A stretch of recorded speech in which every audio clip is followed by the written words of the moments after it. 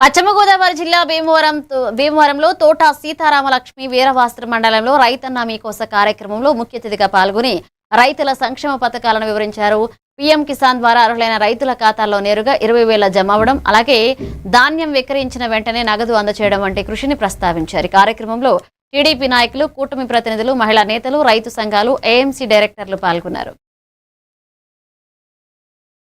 భాగంగా మన జాతీయ అధ్యక్షులు ముఖ్యమంత్రి చంద్రబాబు నాయుడు గారి ఆదేశాల మేరకు ఈ రోజున 3వ విడత ప్రతి రైతుకి కూడా ఎకరం ఉండనివ్వండి, అరెకరం ఉండనివ్వండి, ప్రతి రైతుకు కూడా ఏదైతే మరి సూపర్ 6లో భాగంగా 3వ విడత ఈ రోజున కూడా వాళ్ళకి 6,000 జమ చేసి ప్రతి వ్యవసాయం చేసుకునే వ్యవసాయదారుడికి కూడా మరి సహారం అందించే విధంగా ఈ రోజున ఈ కార్యక్రమం చేపట్టడం చాలా సంతోషం.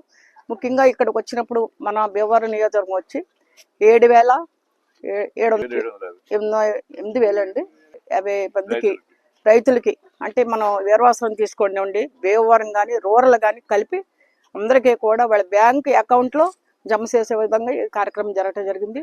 ముఖ్యంగా ఈ రోజు ఇక్కడికి వచ్చినప్పుడు మేము దాదాపుగా మహిళా రైతు సోదరులు కూడా మహిళలు కూడా చూడటం జరిగింది. చాలా సంతోషం.